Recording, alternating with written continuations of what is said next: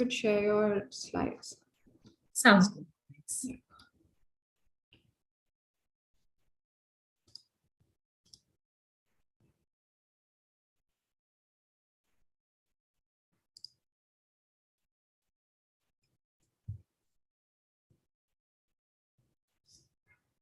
Hi, everyone. I can see that everyone is joining. Just a host. 1 second. I'm not okay. She is the co-host already. Okay. Right. So I'll just give them another minute for more people to join, and then we'll begin.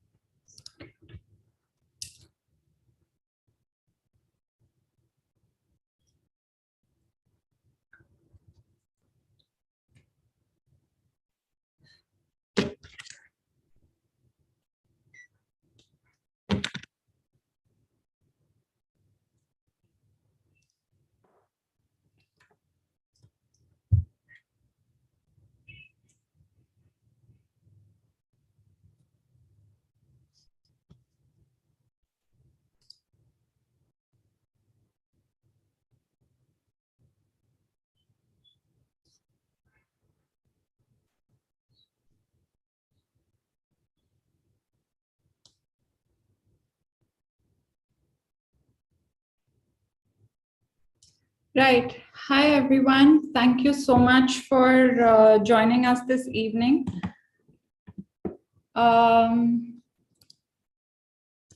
Host as a third person as a panelist for some reason. It's me, Vrinda from IT.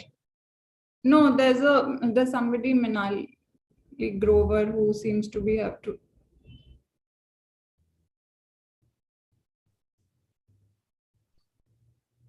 Sorry.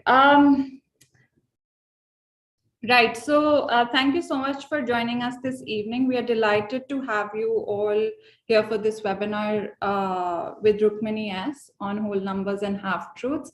Welcome, Rukmini. I'll briefly introduce the center and the webinar, of course, before I hand over to Rukmini to take us through the talk today. My name is Vrinda Chopra. I'm a senior writing tutor at the Center for Writing and Communication at Ashoka University. The Center for Writing and Communication, or CWC in short, is dedicated to supporting liberal arts and science education through a focus on writing and communication skills. The center hosts a range of academic and creative programs through the year for the academic community and beyond. You can know more about these events through our website, our social media channels, Instagram, Twitter, and Facebook. Today's event is part of the center's 4th annual conference, Writing Data Interdisciplinary Perspectives. The conference is all set to critically explore varied forms of data and its dynamic interaction with the writing and communication process. The conference itself will be held in person at the Ashoka campus in Sonipat on 14th and 15th of April. Today's webinar is more around a pre-conference event. It's supposed to sort of help initiate the discussion on data narratives, because which wouldn't be complete without speaking to Rukmini, given her high level of experience in this area. Rukmini, of course, is the author of Whole Numbers and Half Truths. I don't know whether you can see it. What data can or cannot tell us about modern India. Her work focuses on inequality, gender, caste, and politics in India. She's previously been the national data editor at The Hindu and currently writes for varied national and international publications. Her work has received a lot of significant accolades. In 2022, most recently, a Sigma Award for estimating the COVID deaths in India. In 2020, her podcast, The Moving Curve, also won the Emergent Ventures India COVID-19 prize. Previously, she's also won the LICO Award for Excellence for for excellence in media. Today's webinar, Rukmini will talk to us about the dynamic interaction between narrative writing and data to discuss how this may tell us a more real story about how modern India lives. The format will be that Rukmini will take us through a talk for the first 30 minutes, and then we'll open the floor for discussion in the last 30 minutes. If you would like to get her book, please be on the lookout for details on a discount that you could avail that Westland Books has very generously offered, a 40% discount, and I'll put the details in the chat. So yeah, welcome Rukmini. Thank you so much for being here. And yeah, over to you. Thank you, Vrinda. Thanks very much for having me. And it's very nice to speak to this community. I think, what often happens is that the groups I speak to tend to be those that have come together around data. And I do less sort of interaction and talking around people on the writing. So it's it's fun for me to exercise that part of thinking around it as well. I never thought of myself as a writerly writer. I still don't think of myself as one, but I have given a lot of thought to sort of how we communicate numbers, how we communicate information, data, the role that numbers have to play in it, the role that stories have to play in it. So happy to talk about those things, happy to also have a discussion about them later, and including to have questions, disagreements, pushback, all of that I'm happy to take afterwards. So I'm going to just launch in with my presentation.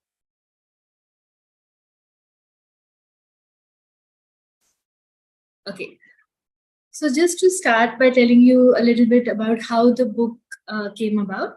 I've been a journalist for a while, and I started off as a field reporter who covered first the city of Mumbai, then over time more of Maharashtra, and then national stories as well at the Times of India where I worked at the time.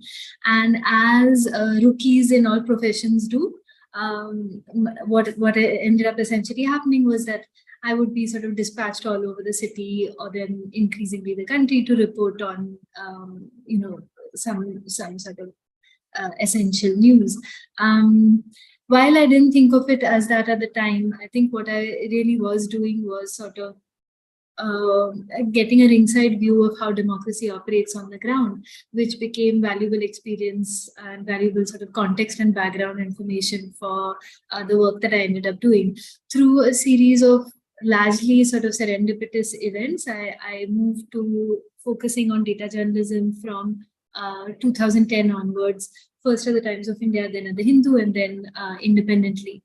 And so what this meant was a lot of looking at writing about sort of considering large data sources, particularly government data. And what the book really came out of was my sort of desire to bring together these two sets of experiences I had had as a field reporter and then as a data journalist, which in the social sciences you might think of as bringing together the quantitative and the qualitative, though I don't think I gave it such airy names in my mind. So the book tries to do that. It tries to pull together 10 big questions about, tries to ask 10 big questions about how things operate in modern India, and tries to answer them through a combination of what good data can tell us, as well as what my experiences on the field and my conversations with experts and others had shown me that the data misses or gets wrong or misleads on. So, I'm happy to talk a little bit more about some of the findings from the book and some of the, thinking around data, but I'm going to try and keep this talk sort of more focused on ideas around communication and writing. So just to start off with, I think a lot of the time people assume that data journalists do complex math and stats as their day jobs, which isn't to say that some data journalists don't do this, or that that they shouldn't do it. I came into the profession without a background in maths or stats, but it's not necessarily something I recommend. I would highly recommend, familiarity with numbers and statistics. But I do think that it shouldn't be a stumbling block. So if you aren't someone with existing expertise in numbers, I don't think it means that you shouldn't choose to work with them for reasons that I'll sort of go on to explain. I would encourage rigor, I would encourage logic, I would encourage learning, whether previously or on the job, as it was in my case.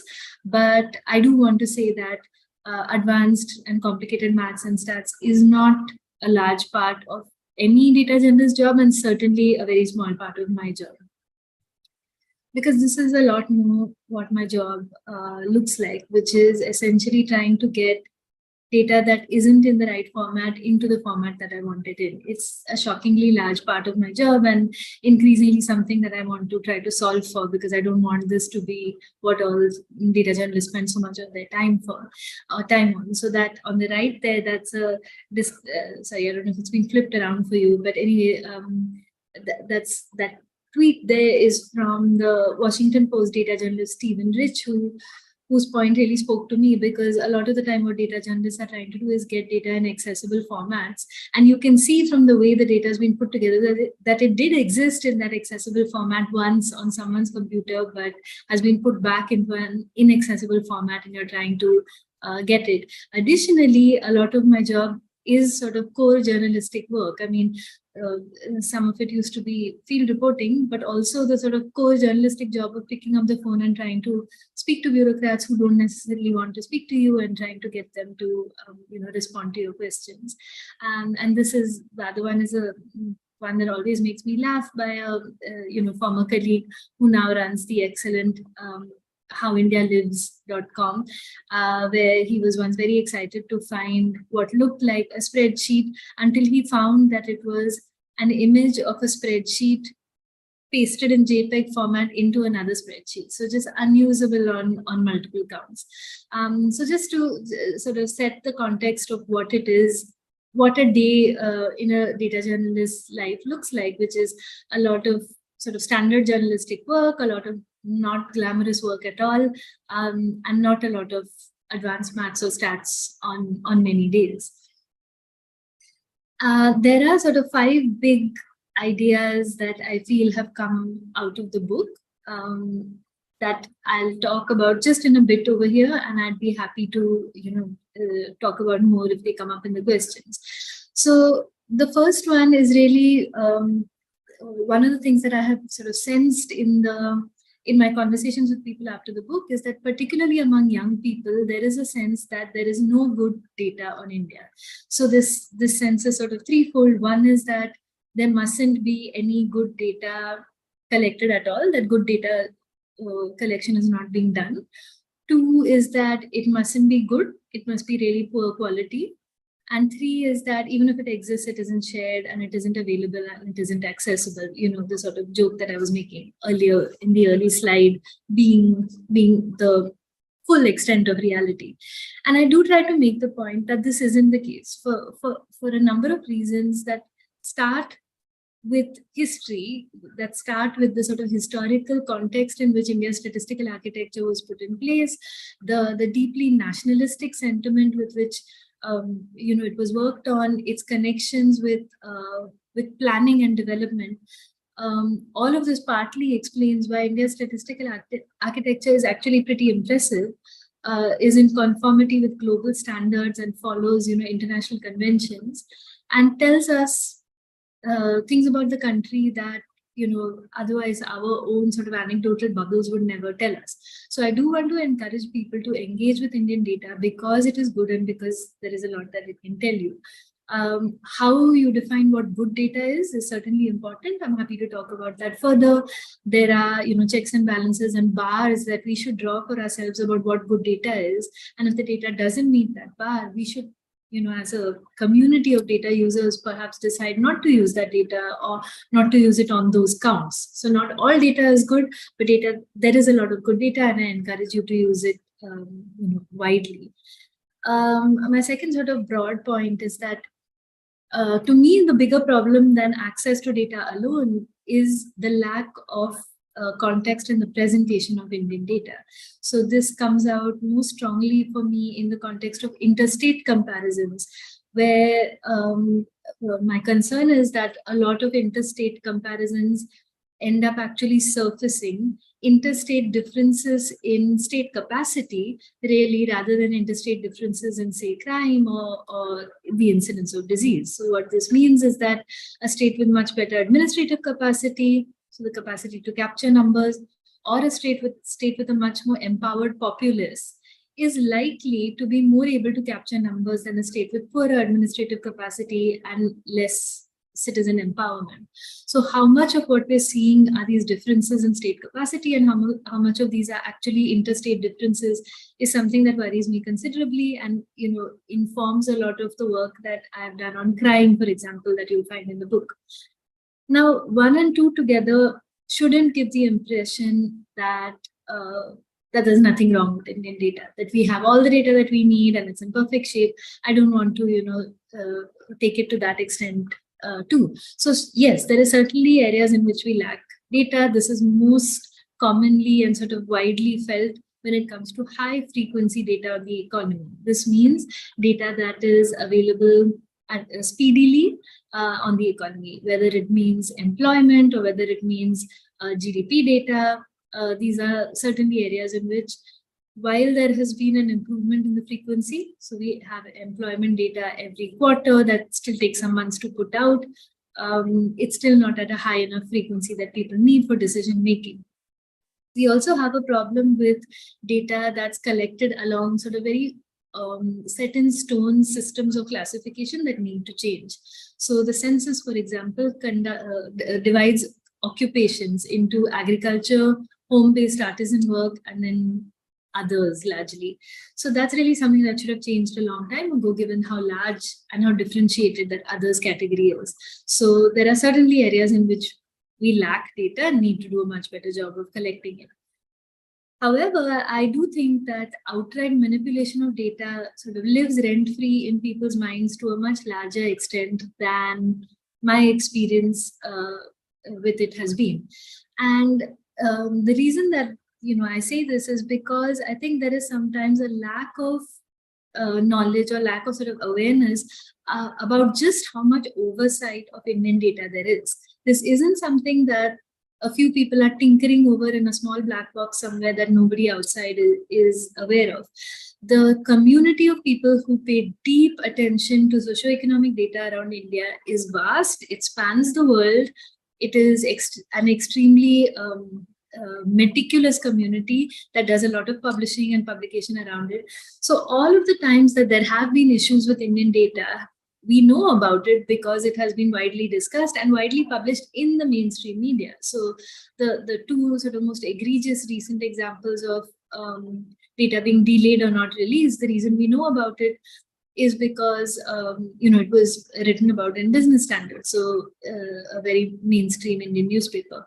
So I do think that this question about manipulation of data, perhaps it's almost sort of easy to rest on the notion that a ham-handed bureaucrat or politician somewhere is manually changing numbers to make them look better, because then that needs less work, right? You transfer blame to a politician and you don't have to think that hard about the systemic improvements that we need to do in Indian data collection.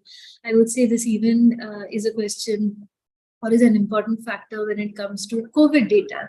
I think despite my own reporting that did show large underestimates of COVID mortality, it is not my argument that this is as a result of manipulation. And if we choose to believe that it is as a result of manipulation, it makes our job that much easier because we don't have to do all of the hard work on improving health systems that I do believe we need to do. The sort of point on COVID is linked to my last point around data, which is that one of the big silver linings of the last couple of years has been the collaborative communities that are often anonymous, non-partisan, that are developing around making access to data more widely available. But I'm going to stop on the data part of it right now, just to hit a couple of points about communicating numbers. So there is sometimes a question, there is sometimes this feeling that numbers and stories militate against each other. And then the question becomes, why are we looking at numbers?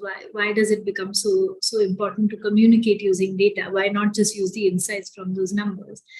And one of the things I do like to remind all of us, elite urban Indians, is that sometimes we think of bubbles as something that exists around, uneducated, ignorant people with the wrong opinions.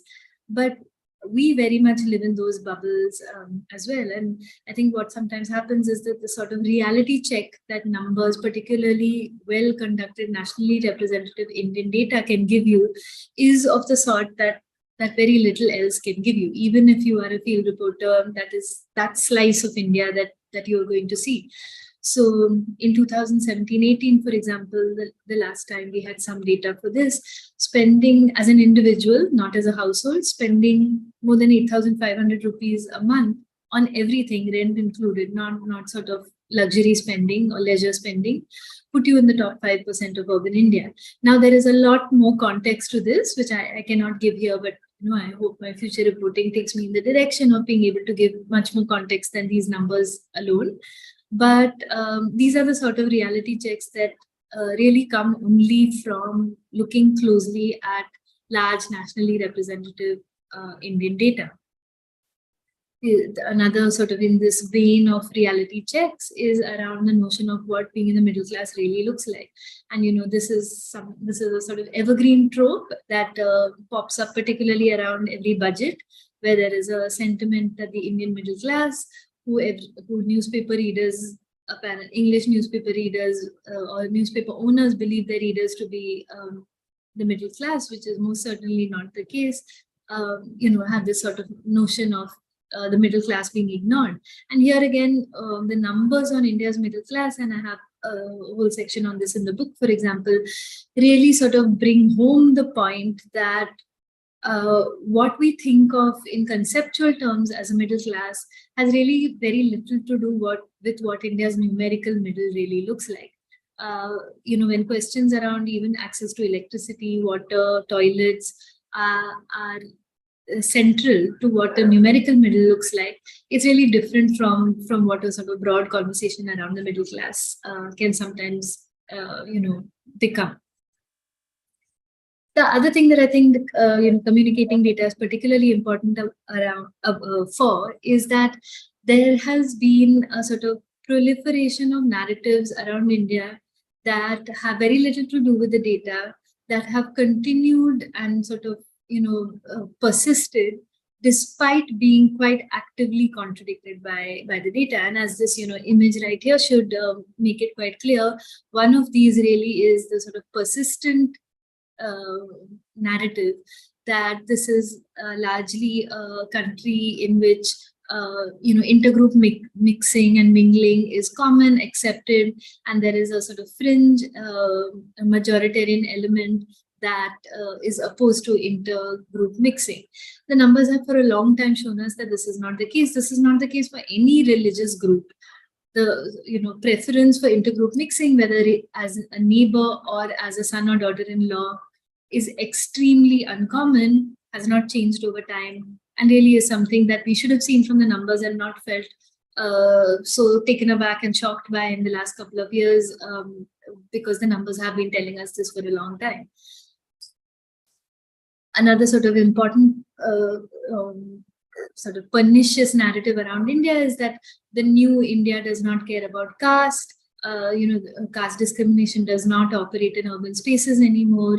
People are freely choosing who they want to love and marry. And the numbers really have shown is that the share of marriages that are intercaste is virtually unchanged since independence. One more of those sort of almost bits of wishful or magical thinking among some elite Indians that has not been borne out in the data for a long time. And here, often when I present this number, people respond with, oh, but everybody I know is in an intercaste relationship or marriage, which really should remind you of what bubbles looks like. And just as there is this notion, there is this sort of reminder of how younger Indians live their lives, similarly, on views on a number of sort of hot button issues, younger Indians do not necessarily hold what appear to be more progressive views than older Indians.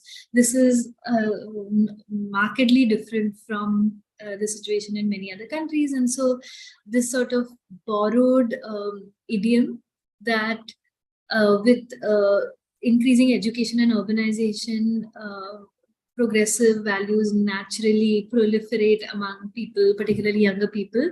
It's been quite evident in the data for a while that that's not going to happen automatically. So there is perhaps a new, political idiom, and I don't mean politics in party politics, but a new sort of political idiom that's perhaps needed to even understand how things are changing and are likely to change in India. All of this sort of brings me back to the point that I made earlier, which is that, all of us operate within bubbles. And one of the things that numbers often do is allow us to sort of peek into lives that are beyond us. And this is almost a sort of counterintuitive thing to say, because there's often the feeling that field reporting, getting out there, going out there, talking to people is what will help you burst out of bubbles. And certainly I wouldn't discourage anyone from going out and talking to people. It's not just informative, it's extremely enjoyable. The best part of my job has always been talking to people. You cannot have an uninteresting conversation with an Indian is certainly my completely data-free thesis. But in addition to that, there is certainly an entire world that I had not encountered that I have encountered through Indian data. So I encourage you to have sort of that view into larger Indian realities as well. But just as much as I encourage working with numbers, I do want to sort of reiterate the fact that it remains the case that communicating numbers and data is a challenge. Now, one of the things that I used to bristle when told, particularly early in my career, was that people find it hard to listen or read numbers. So you need to humanize it, you need to start with a story, all of these sort of instructions and tropes that I used to bristle when I was told them.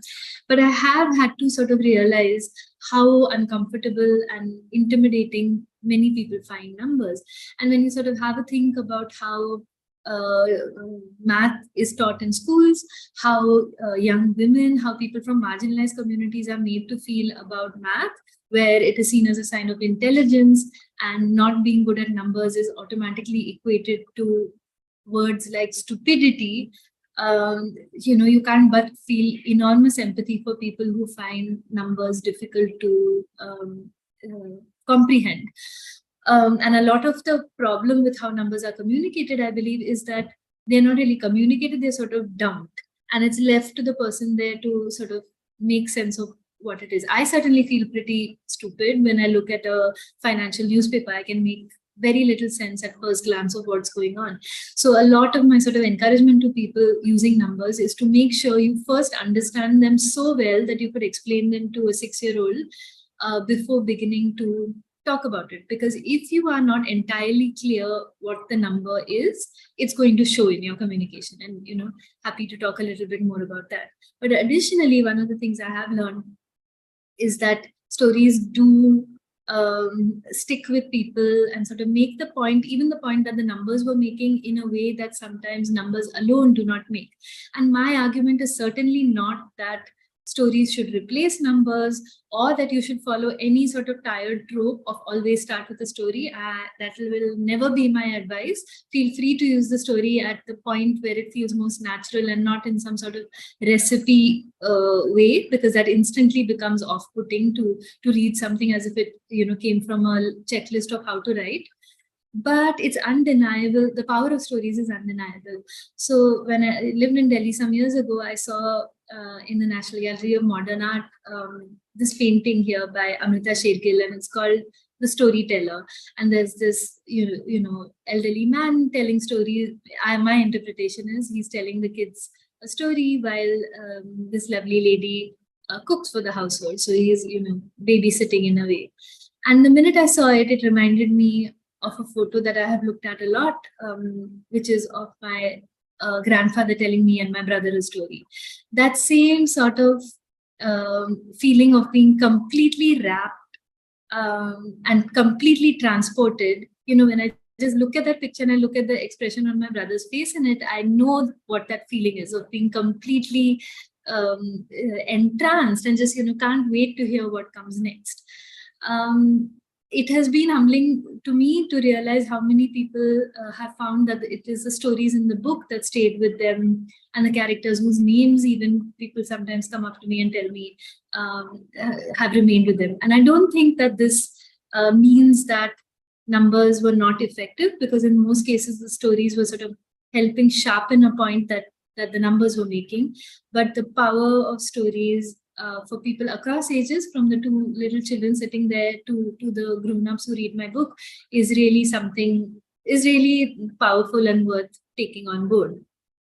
Just want to end with sort of two broad points, which is the reason that I don't think about numbers and stories as militating against each other is because I do think of data as a sum of human experience. And this is, again, something that really came home to me in the pandemic, because a lot of the work of aggregating numbers to come up with these estimates of excess mortality, none of the words that I've used here sound like anything particularly meaningful or transformative. But what it was, in a way, was an attempt to give personhood and dignity to people who felt that they were being invisibilized. So here, these are pictures of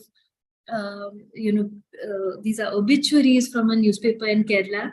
And there was a team of doctors who were comparing the names that they were reading in these obituaries with the names in the official bulletin to look at what a mismatch could look like. So behind an exercise of that sort, this is what the attempt really was, to give validation and personhood to people. Similarly, the work that people, particularly in non-English newsrooms, in non-metro cities across the country did was, by going through registers of this sort in hospitals, in crematoria, in burial grounds, was again to pull out from books that looked like this, from registers that looked like this, to pull out people's names and do this exercise as a way of sort of trying to bear witness, trying to make sure that everyone was counted and their experiences mattered and counted. So, I find the idea of data as a source of granting or sort of conferring personhood a moving and sort of validating feeling. And I do try to bring that back to my thinking and writing about data, so that, it's always sort of clear to me who it is that I'm writing about and why it matters. I'm happy to take questions, and I think, as Vrinda mentioned, there'll be somewhere in the chat, there should be a link to the book with a discount. Yeah, happy to take questions.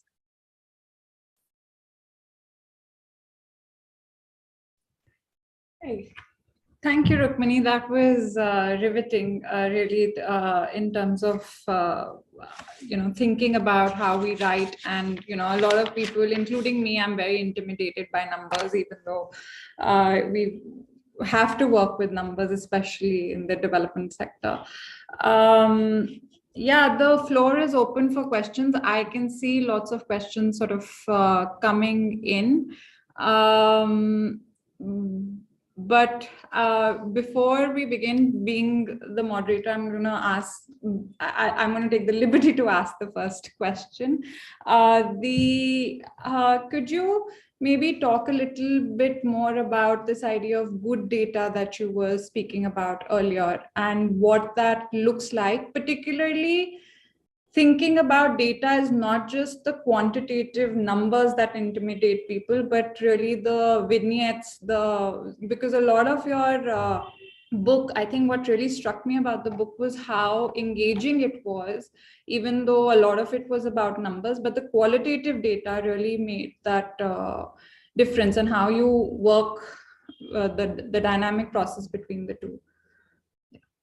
Yeah, thank you for that. And I do think that this good data point is important. And it's also one of the dimensions on which, again, I feel a lot of empathy for people struggling to figure out what that good data is, because there is no roadmap. There is no, knowledge base that exists right now that helps people figure out what good data is. So if a student is told to sort of to do research on health indicators, and if they put Wikipedia as one of their references, they'll immediately get negatively graded for it. But there is no way of sort of figuring out what this good data really looks like. So I do hope to help with that going forward, but also for now, this is sort of my broad thinking around what good data is. So I personally use a lot of data produced by the union government. This comes in 2-3 forms: from the census, from the National Sample Survey, and the National Family Health Survey. The reason I use this is because, again, these are in conformity with sort of global standards. There is a lot of oversight. And there is unit level raw data is available, so you can sort of it's not opaque in any way. It's very clear what is being done, the sampling, the methodology, all of that is quite clear.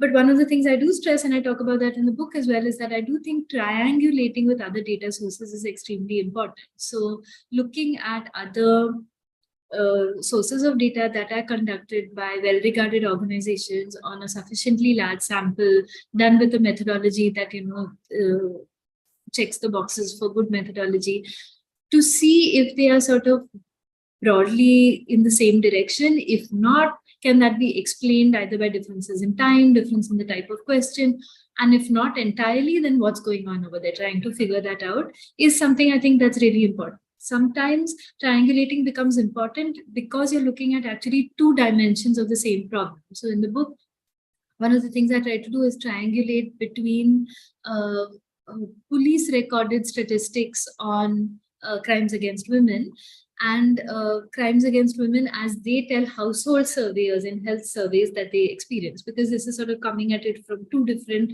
lenses.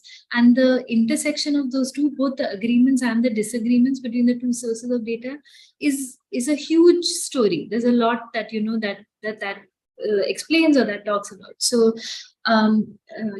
looking at data with sort of good pedigree and good methodology and good transparency, triangulating it with other data sources is something that these are the sort of broad hygiene decisions I make before using data. But yes, I do hope going forward to make this a more accessible knowledge base, so that it doesn't have to be such it's such alchemy right now to try and know what is good or not, and then you get called out for using something, or you get marked down by your teacher, and it's very hard to know why was this not good, or why should I not look at this for this. So yeah, it shouldn't be so complicated. Right.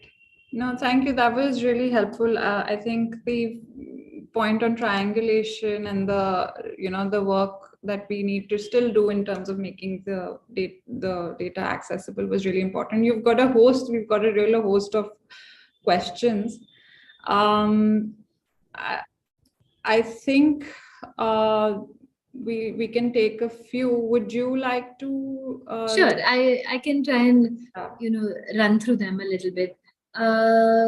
I should go in reverse order, I feel, to be fair on time. Okay, so Srishti has a question about spending, and does it include everything? And yes, it does. It includes rent, food, everything. It's not discretionary expenditure.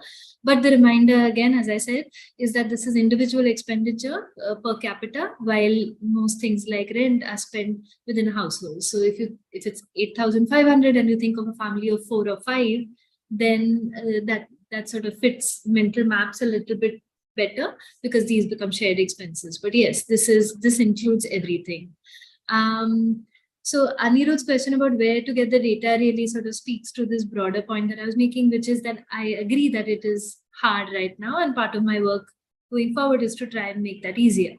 But some of the sort of portals that exist right now with access to multiple data sets include the government's NDAP, the National Data Analytics Platform, data.gov.in, another government platform, and then a couple of non-public, non-government platforms that include India Data Portal, CEDA at Ashoka, India Data Hub, How India Lives, a couple of these other ones, but yeah, watch this space.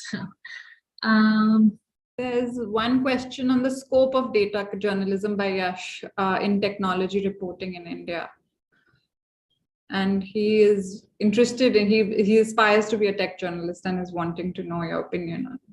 Yeah, so I do think that there's a lot of scope for tech reporting right now. And I think we've had some recent examples of poor tech reporting as well, or sort of, faulty tech reporting that have really showed that attempts are being made to do good work, but perhaps better subject expertise would help, get things more right. And I think there is, role for both investigative and data work in tech reporting. One of the things that's very much a feature of tech reporting right now is that there's a sort of very complicated relationship between tech companies and journalists, because they are only few and because they are so powerful. There is a sort of access game that goes on between journalists and tech companies. So really sort of sharp reporting on tech companies, including both investigative work and data, is not something that we see enough of right now. But that being said, access to data from tech companies remains a huge problem. So one of the things that I will cop to with my book is that one of the big data sources that's missing is data from many tech companies. I don't have any sort of Google, Facebook, Twitter data, and then it's not from a lack of trying. It's because this data is only made available when Facebook wants to make a very particular point about something, and then that sort of the press release made available, not even broader data sets. So yes, thinking of a future in which we can come up with some sort of compact in which tech companies share anonymized, valuable data that's serves the public good. Google mobility trends in the pandemic, for example, is really something that I hope civil society, journalism, tech companies can come together to work on. I think that feeds in really well to the next host of questions, which are around authenticity of the data, manipulation of data, and which are more powerful stories or data. Jyotirmoy, an anonymous person, and Anisha have asked these questions.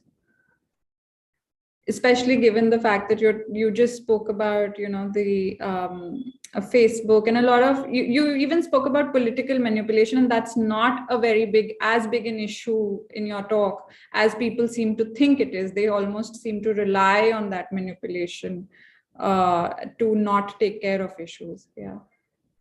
Yeah. So, where there have been problems with either the data being held, with either an important survey or report being held back or not published, or problems with methodology like the GDP series, we know about it because of experts and people inside talking about it, people on the outside talking about it, and mainstream journalists doing a lot of solid reporting around it. So, again, with the GDP series, I do not think, I think that characterizing these sorts of disagreements on methodology too quickly, characterizing them as manipulation too quickly, does no one any good, and sort of makes partisans feel better without being sort of very solidly grounded in what's happening, and without really a pathway to making things better. So I think people reach for manipulation far too quickly when there is actually disagreement about methodology.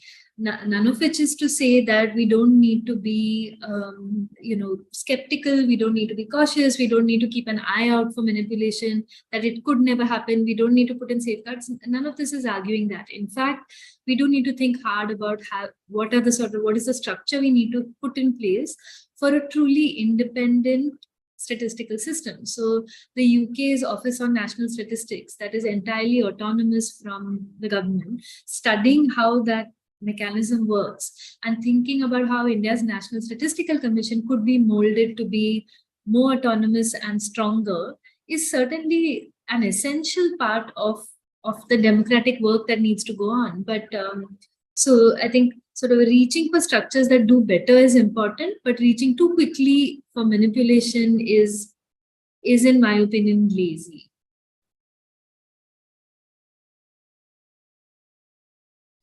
Right. Thank you. So there are a lot of questions actually. I'll pick a few and we'll share the transcript with you, Rukmini, if you'd like to address them later, and we'll share them with the participants. Kaustab asks that we talk a lot about the emergence of digital infrastructure in India, and in spite of that, we haven't been able to create an environment for ease of access to data. Is it an issue about intent, or is it that our digital initiatives don't focus on the purpose and only cater to technology? So I sort of have responses at a few different levels. One is, I do think a lot has happened in the last couple of years to make access, to make more machine readable data available and accessible. So the work that happened first with data.gov.in and now with NDAP is, for someone who has been trying to use and access government data for a long time now, it is a significant level of improvement. And I do think that there is a willingness to engage with the India's open data community to try and figure out how this can be better. So I feel quite encouraged on those counts. Data, problems with the formats in which data is released continue to be an issue. And here, I made light of the fact that we're asking people to give the data back in the format that it originally was in. But I think it sort of speaks to an essential sort of feature of how we still think about data in India, which is, we will give it to you if you ask for it or can prove a need for it. And I think often to the former Information Commissioner, RTI Information Commissioner, Shailesh Gandhi's focus on suo motu, which is one of the sections of the RTI Act, suo motu disclosure. And this is a sort of attitude that I wish more agencies brought to data as well, which is suo motu sharing of data without waiting for it to necessarily be asked for. So just as an example, during the pandemic, Mumbai's municipal corporation put out one of the best daily bulletins of any local authority. They did a really fantastic job on multiple indicators. It allowed people to build serious research that really sort of advanced our understanding of the pandemic and our responses to it. But it used to appear as a PDF every day. Every day they would update the data and then update that PDF. So there was no sort of historical, there was no archive. They were not separate PDFs, which meant, and these were images. So all the data was in a chart without the actual individual numbers available, which, it was the sort of history begins today, the world begins anew every day sort of attitude. And when I spoke to the person in charge and said, you're doing such a fantastic job, why don't you just put each day's, either, put it in an Excel and update it every day, give an API, or if you want to do a PDF, give a new PDF every day and we'll scrape it. They said, how can we put it all on our website? Which doesn't make sense because these don't require physical space, and even the sort of storage space, the cloud space it would have required wouldn't have been significant. And secondly, when you have it already, why feel that somebody needs to ask for it? Why not come in with this attitude of sharing data? So similarly, every single state government did produce a daily bulletin which gave the numbers that would feed into the Ministry of Health and Families Welfare's daily numbers on COVID. But the government itself was not making those, not making district-wise or sort of historical data available. So, it could be put together as groups like COVID-19 India.org did do, but that attitude of making it available as a citizen's right, it's your data about you, about your lives, about your loved ones. Here we're making it available. We've really got a long way to go in sort of making that culture more widespread. Right. Okay. So, so the next question is around writing. I'll take one on writing the process. Apurvanand asks, so as a writer, how can we be more mindful about the data literacy of our audience, and how does this depend on the medium? Newspaper versus blogs versus interactive content. And we don't always write for people who we are aware of. Otherwise, we'll always stay in the bubble. Would you like to share any advice on this? Or strategy? Yeah, no, that's a good question. And I think one of the advantages of, one of the few advantages of the media moving to a much more sort of metric driven strategy is that readership is now much better understood than it used to be. I mean, uh, I was never encouraged much in a newspaper to really think about who is reading me and, thinking about writing for them. And I think that now is an essential part of how people read, because they know their readership so much better. They're able to understand them through the data that they get from their own readership. So if someone is writing, in a personal space, in a blog, for example, analytics of who their readers are could help in figuring out how to craft and at what level. I think people's responses as well sometimes can be very surprising in a positive way. So I do think that at the beginning of me starting to write about data, I believe that it was of very little interest to most people and not easily understood by the ones who were reading it. But I was sort of very pleasantly surprised to see that wasn't the case. And I think that, there wasn't a structured feedback loop, but the feedback that I did get from readers was the way I was able to understand who was reading. So depending on the format, who you're talking to and for what purpose, thinking about how to build in a feedback loop, even if it is structuring it as a meetup, like a once a month or something meetup for people within the community you're working with, really seems to be really would be a useful thing, because there might be questions, there might be issues that are coming up with their data literacy that you wouldn't even be aware of. So yeah, most mass media comment spaces as well as social media as a feedback mechanism really start to suffer when you reach scale. So I don't read my social media mentions, and I wouldn't read comments on anything I wrote in the big newspapers either. There is just once it reaches a certain scale, it gets into crazy territory. But if it's not at that scale, and if it is in a more manageable level, then yeah, as you can see from my answer, it's not something I've figured out, but I do think is important. So just as an example, I am part of this fantastic community called Data Meet, which is a Google group that I would encourage everybody to join for access to, for conversations and access to Indian data. And the physical meetups we had sometimes were such a great way to try and understand, here it wasn't an audience you were writing for, but physical meetups with your community who you're speaking to could really be a great way of doing what you're talking about. I think we can take a couple of more questions, right, Rukmini? Yes, absolutely.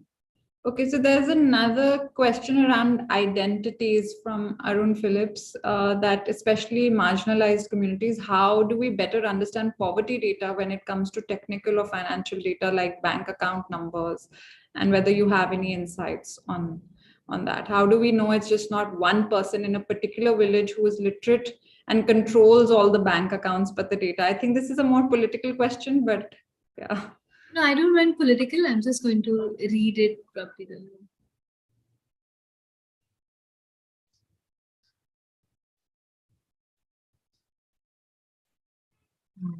I'm going to sort of give a general response that may or may not answer your actual question, Arun. But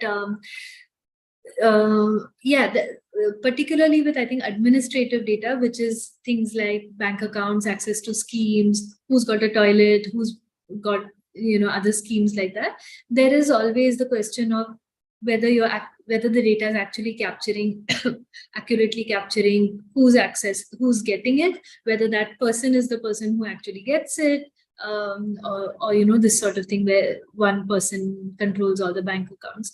So there is no one answer, but a couple of things that you would try to do while communicating it. One is you would certainly try and do a combination of quantitative and qualitative work, right? So you might look at bank accounts data and write about it overall, but then there would certainly be a number of people who would have done smaller qualitative work around, say, one village or one district where they've seen if a woman has a Jan Dhan account, is she actually operating it or not? So, again, I do want to stress the breadth and excellence of socioeconomic research around India. That would mean that you would be able to find studies like this that would answer it. Additionally, we have a really impressive, civil society movement in this country that works precisely on the sorts of issues that you mentioned. So again, if you were a journalist, then one of the things you would immediately do is perhaps write on this big national administrative data set, but then try and use contacts with civil society organizations to get some sense of how things operate on the ground. But I don't know if you're a student, but it's great that you're thinking about these things, because thinking about the lived realities that large data sets hide, particularly when it's administrative data. So household surveys at least ask at the household level, but administrative data is so much more top down. So trying to think of the lived realities, particularly of marginalized people, that are masked by administrative data is a really valuable way of engaging with numbers. So thank you, Rukmini. There are a couple of questions which I'll club from Shimul and Yamini, who ask about, one, Shimul asks about misrepresenting large numbers, and Yamini is asking about how do you provide context. And I think these are sort of maybe related, so maybe you could address those. And yeah. Sure. Yes, misrepresentation of data is a huge problem across partisan divide. So happens, across the board. Torturing the numbers to make them confess, or cherry picking for a specific point, is something that people across the board are guilty of, to try and make a very specific point. So ultimately, the job of building credibility is a long-term one and cannot be achieved with immediate or quick fixes. You have to, over time, build credibility that people do believe that you're not cherry picking the numbers. Because although we can encourage people to go back and read the original study, I think that sort of shifts the locus of responsibility from the communicator to the consumer of the information in an unfair way. We cannot, I cannot in good faith tell all readers that their job is to go and check the original study because they should not believe what anybody writes. So, that credibility has to be earned. There's no other way but to earn it over time.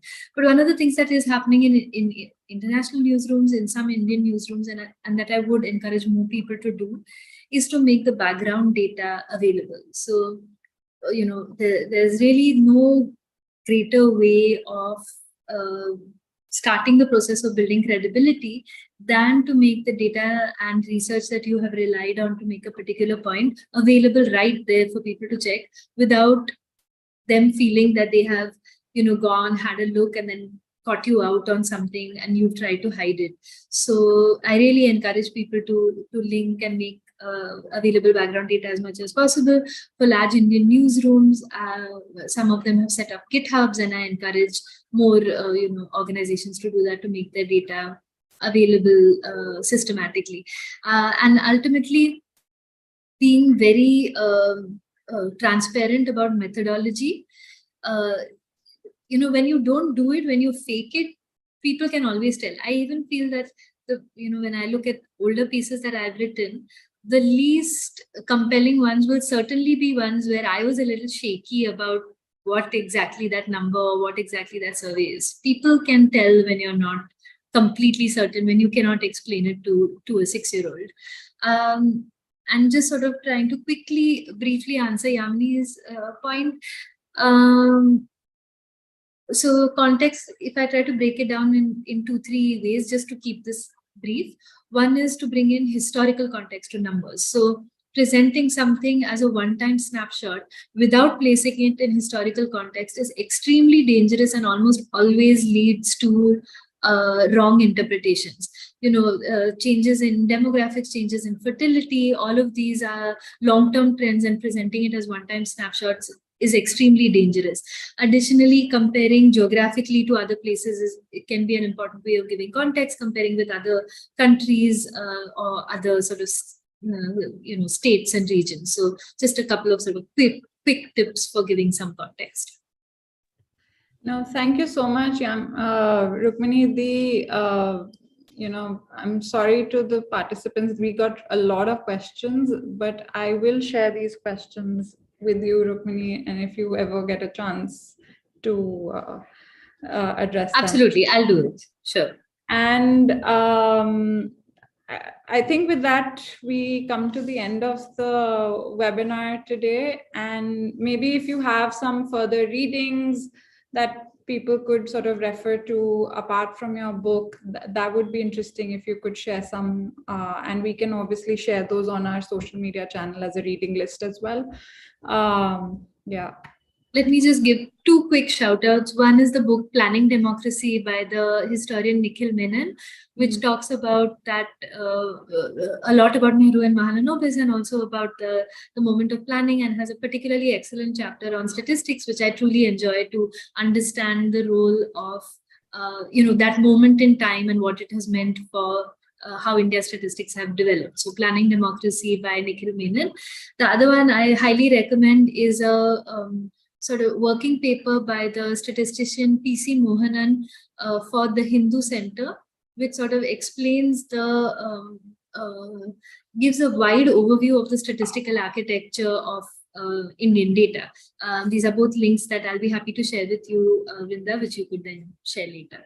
Yes, no, thank you so much. And thank you to the participants and all their questions. We're really sorry that we've run out of time and we can't take all.